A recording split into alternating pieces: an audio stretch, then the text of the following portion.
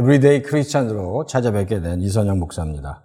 오늘도 주님의 충만한 은혜가 성도님과 성도인 가정 가운데 넘치길 축복합니다.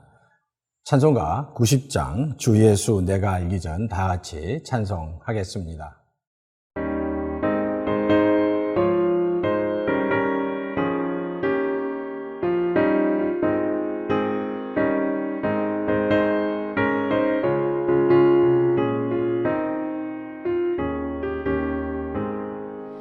주 예수 내가 알기 전 날 먼저 사랑했네. 그 크신 사랑 나타나 내 영혼 거듭났네. 주 내 맘에 늘 계시고 나 주의 안에 있어. 저 포도비유 같으니 참 좋은 나의 친구. 내 진실하신 친구여 그 은혜 내려주사 날 항상 보호하시고 내 방패 되옵소서. 그 풍성한 참 사랑을 믿음이 끊을 소냐. 날 구원하신 예수는 참 좋은 나의 친구. 오늘 말씀 요한복음 14장 3절부터 8절까지 제가 봉독해 드리겠습니다. 가서 너희를 위하여 거처를 예비하면 내가 다시 와서 너희를 내게로 영접하여 나 있는 곳에 너희도 있게 하리라. 내가 어디로 가든지 그 길을 너희가 아느니라. 도마가 이르되 주여 주께서 어디로 가시는지 우리가 알지 못하거늘 그 길을 어찌 알겠사옵나이까. 예수께서 이르시되 내가 곧 길이요 진리요 생명이니 나로 말미암지 않고는 아버지께로 올 자가 없느니라. 너희가 나를 알았더라면 내 아버지도 알았으리로다.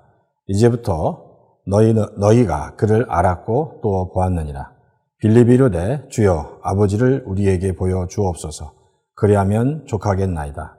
예수께서 이르시되 빌립아 내가 이렇게 오래 너희와 함께 있으되 내가 나를 알지 못하느냐. 나를 본 자는 아버지를 보았거늘 어찌하여 아버지를 보이라 하느냐. 아멘. 인생은 누구를 만나고 누구의 영향을 받느냐에 따라 그 인생의 방향이 바뀌게 됩니다. 미술을 전공하는 사람이 만약에 피카소를 만나게 된다면, 만날 기회가 있다면, 그래서 피카소로부터 미술에 대한 철학을 들을 수 있는 기회가 있다면 그 미술학도는 정말로 큰 영광이 될 겁니다. 뿐만 아니라 지휘를 전공하는 한 청년이 세계적인 지휘자 폰 카라얀을 만날 수 있는 기회가 생겼다면, 그래서 카라얀을 통해서 그 음악과 그 지휘의 그 세계를, 그의 철학을 들을 수 있는 기회를 얻는다면 그에게는 정말 큰 영광이 될 겁니다. 그런데 그와 만나는 그 시간이 1대1로 하루 종일 그 카라얀의 모든 생각과 그의 철학을 들을 수 있는 기회가 된다면 그는 그 하루를 평생 잊지 못하게 될 겁니다. 이처럼 위대한 사람과의 만남은 정말로 큰 영향력을 경험하게 되는 기회가 되는 것입니다. 오늘 본문에서 지금까지 약 3년 동안 예수님은 제자들과 동고동락하셨습니다. 그리고 이 본문의 그 배경은 이제 제자들과 동고동락하신 후에 곧 십자가에 달려 돌아가기 직전의 상황이었습니다. 이때 예수님이 제자들에게 던진 질문이 바로 오늘 본문에 나옵니다. 3절에 보면 이렇게 말씀하시죠. 내가 가서 너희가 있을 곳을 예비하겠다라고 말씀하십니다. 그리고 이후에 너희도 내가 예비한 그곳으로 오게 될 것이다 라고 예수님께서 제자들에게 말씀하셨습니다. 그러시면서 4절에 이렇게 말씀하십니다. 너희도 내가 어디로 가는지를 알고 있다라고 말씀하십니다. 이 말씀은 또 이렇게 해석할 수 있는데 너희는 내가 지금 어디로 가는지를 알아야 하고 왜 가는지를 알아야 한다는 말씀이기도 했습니다.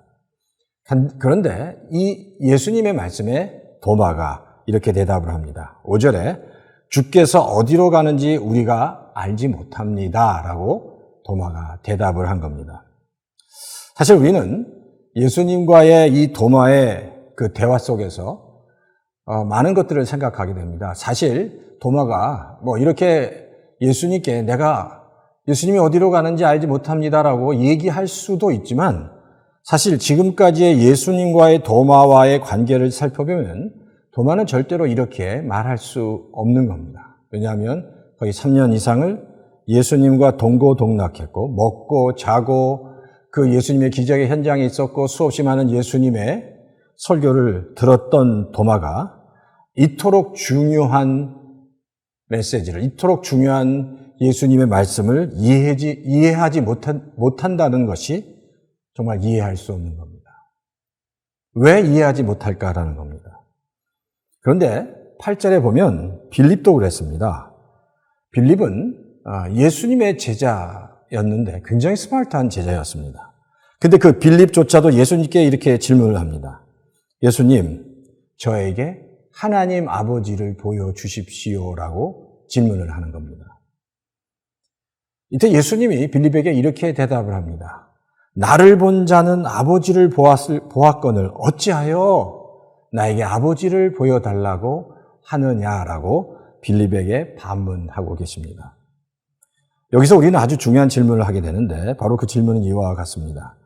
예수님같이 이 세상에서 가장 영향력 있는 분을 거의 3년 동안 만났어도 변하지 않을 수 있는가? 있다라는 겁니다. 예수님같이 정말 영향력 있는 사람과 3년 동안 교제해도 그 사람이 변화되지 않을 수 있다라는 겁니다. 사실 도마와 빌립은 3년 동안 예수님 바로 옆에 있었습니다. 예수님이 무엇을 하시는지 예수님이 하신 모든 기적과 예수님께서 하신 모든 말씀을 그 옆에서 다 들었습니다. 그런데 도마와 빌립은 예수님이 누구이신 줄을 몰랐다라는 겁니다. 주님이 무슨 말씀을 하시는지 몰랐다는 겁니다. 천국에 대해서 하신 말씀을 깨닫지 못했다는 겁니다. 그저 놀라울 따름입니다. 심지어 도마는 예수님께서 부활하신 후에 예수님의 부활도 믿지 못했습니다. 그래서 내 눈으로 보기 전까지는 주님께서 부활하신 것을 내가 믿지 못하겠다라고 고백하기도 했습니다. 자, 다시 한번 빌립을 보면 사실 빌립을 좀 더 살펴보죠. 빌립 역시 정말 똑똑한, 굉장히 스마트한 제자였습니다. 빌립이 얼마나 스마트했는지를 알 수 있는 사건이 오병이어의 사건 때였습니다. 남자만 5천 명, 여자와 아이를 합쳐서 거의 2만 명이나 되는 굉장히 많은 사람이 그 갈릴리 그 벌판에 다 같이 앉아 있었습니다. 그때 식사 때가 되어서 음식을 제공해야 했을 때 바로 빌립이 제안한 방법은 정말로 탁월한 어떤 제안이었고 굉장히 스마트하다는 것을 깨달았습니다. 그 2만 명이나 되는 사람에게 어떻게 음식을 제공해야 했는지 그리고 그들에게 필요한 음식의 값이 얼마인지를 그는 금방 계산할 수 있었습니다. 바로 200데나리온이라고 그는 계산했습니다. 하지만 빌립은 그렇게 스마트한 하나님의 제자였지만 3년 동안 예수님과 함께 있으면서 예수님이 하나님의 아들인지를 알지 못했습니다. 사실 이것은 빌립과 도마만의 문제는 아니었습니다.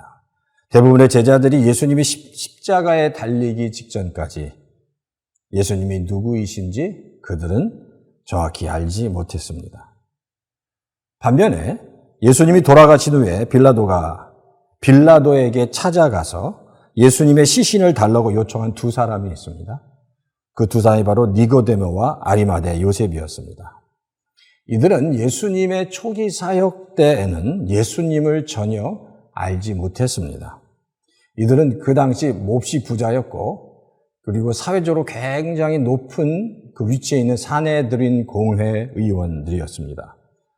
그런 신분이 높고 부자였던 그들이 그 갈릴리 지방의 저 시골에 그 젊은 청년이 전하는 그 메시지를 듣고 그를 따르는 것은 정말로 쉽지 않은 상황이었습니다. 그런데 그 후에 그들은 진심으로 예수님을 만나고 예수님이 누구이신지를 깨닫고 알게 된 겁니다. 그렇기 때문에 예수님께서 돌아가신 후에 모든 사람들이 자신이 예수님과의 관계를 다 숨기고 도망갔을 때 그 둘은 친히 빌라도를 찾아가서 예수님의 시신을 요청한 믿음의 사람들이었습니다.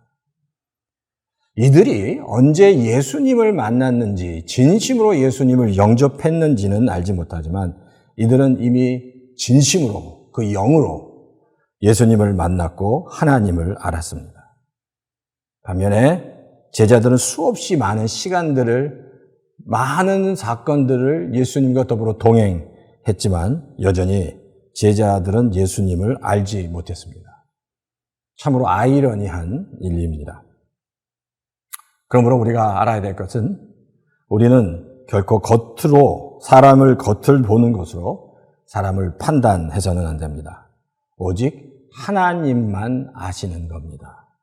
어떤 사람도 하나님을 만날 수 있고 어떤 사람도 하나님을 만나면 변화될 수 있고 하나님을 경험한 사람은, 하나님을 만난 사람은 그의 인생이 바뀔 수 있다는 겁니다. 높은 사람이든 낮은 사람이든 어떤 사람이든 진심으로 예수님을 만난 사람은 변화된다는 겁니다. 그래서 예수님께서 요한복음 3장 5절에 이렇게 말씀하셨습니다. 사람이 물과 성령으로 거듭나지 아니하면 하나님의 나라에 들어갈 수 없다라고 말씀하셨습니다. 우리는 먼저 물과 성령으로 거듭나야 합니다. 그리고 그 하나님의 은혜를 경험한 사람들은 그 은혜를 잊지 않고 주님 안에서 감사하며 겸손하게 살아가야 한다는 겁니다. 뿐만 아니라 은혜를 받은 사람은 또한 다른 사람을 절대로 겉으로 판단하지 않고 하나님의 은혜로 품어주고 교회 공동체에서 다 같이 하나가 되도록 한 마음으로 주님 앞에 나아가야 한다는 겁니다. 이 땅을 살아가면서 많은 종류의, 많은 부류의 사람들이 있지만 그 어떤 부류의 사람도 진심으로 예수님을 만나게 될 때 그의 인생이 바뀌게 되는 겁니다.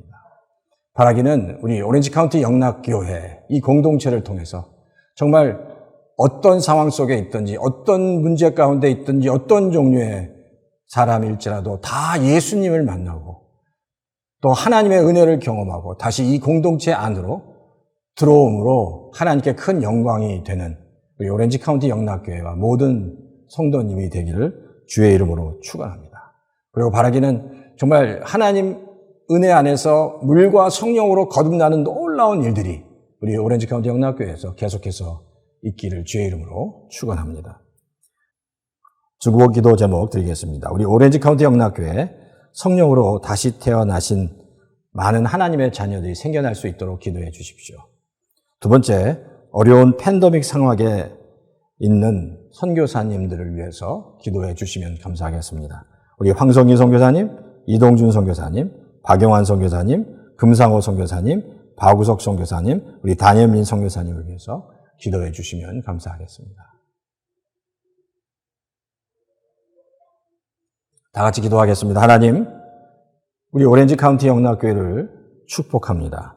우리 오렌지 카운티 영락교회 위에 다시 한번 하나님의 놀라운 은혜와 성령을 부어주셔서 이 영락교회를 통해서 다시 물과 성령으로 태어나는 많은 잃어버린 영혼들이 다시 주님 앞에 돌아오는 놀라운 역사가 있도록 주어 도와주시옵소서.